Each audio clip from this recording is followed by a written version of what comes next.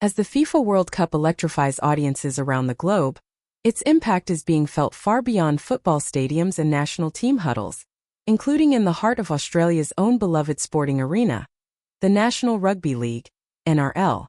From shifting viewership habits and media saturation to altered sponsorship dynamics and multicultural engagement, the NRL finds itself recalibrating in real time. The World Cup, which captivates billions worldwide every 4 years, is having a noticeable ripple effect on Australia's winter sporting codes, particularly rugby league, which is currently in the thick of its season. A tug-of-war for viewers. TV ratings reveal the first signs of impact. NRL match viewership has dipped slightly since the kickoff of the World Cup earlier this month. Even State of Origin Game 2, traditionally one of the most watched events on Australia's sporting calendar, aired on the same night as a blockbuster World Cup group match between England and Brazil, splitting attention across millions of screens. "It's not a crisis, but it's definitely a challenge," said James Whitmore, a senior media analyst at AUS Sports Media. "The World Cup has an almost cinematic pull. Even casual fans want to watch. The competition for eyeballs doesn't just affect ratings, it impacts advertising revenues, social media engagement, and game day attendance." Clubs in Sydney and Brisbane have reported smaller crowds for some matches in June, attributing the decline partly to late-night football fixtures and fan fatigue. Brands divided, budgets shifted. In the corporate boardrooms of major sponsors, decisions are being made that could reshape funding for months to come.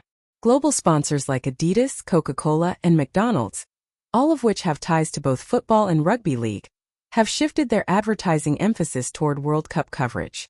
For local NRL clubs, this means competing for sponsorship dollars in an even more crowded market. But there's a silver lining. Companies operating across multiple sports see the World Cup as an opportunity for broader, more inclusive campaigns, and many are choosing to involve the NRL in cross-promotions.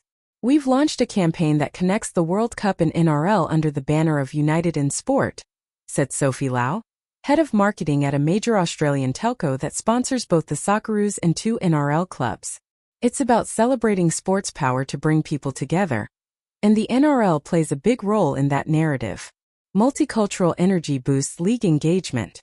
One of the more uplifting consequences of the World Cup is the wave of cultural celebration sweeping through NRL communities. With many NRL players of Pacific Islander, Maori, and other multicultural backgrounds, the World Cup has inspired community festivals, watch parties, and club-sponsored fan zones that fuse football passion with rugby league spirit. "Seeing Tonga play in the World Cup, even if it's football, fills our whole community with pride," said 17-year-old Jeremiah Mola, an NRL junior player from Western Sydney. "It makes me want to represent in league even more." NRL clubs are tapping into this enthusiasm by hosting multicultural events, social media takeovers, and cross-code celebrations that elevate the voices of their diverse fan bases. Scheduling conflicts and mid-season challenges. Still, logistical headaches persist. The NRL's mid-season schedule, already complex due to the State of Origin series, now overlaps with some of the World Cup's biggest group stage and knockout matches. Coaches have reported increased distractions among younger players, many of whom are glued to their screens watching late-night fixtures.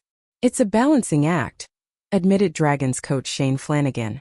"You want players to enjoy the tournament, but it's also crunch time for us in the league."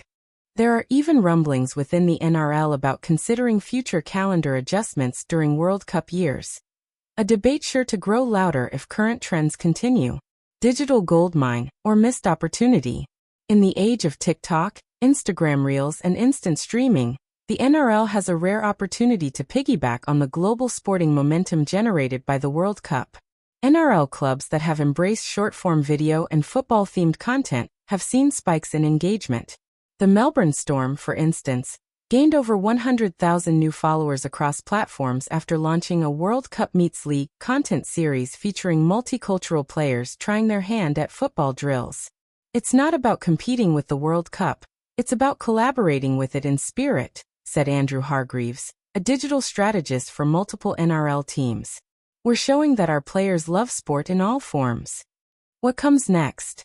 As the World Cup enters its knockout stages and football fever continues to grip the nation, the NRL is faced with a strategic choice: resist the tide or ride the wave.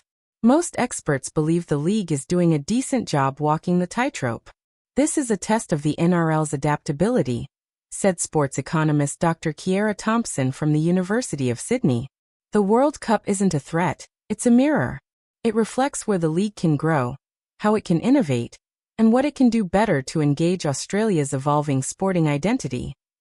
If anything, the World Cup may offer the NRL a chance to broaden its fanbase, deepen its multicultural ties, and sharpen its media strategy in an increasingly global sports market. As the final whistle draws near in stadiums across Europe and Latin America, back home in Australia, the game, in more ways than one, is just beginning.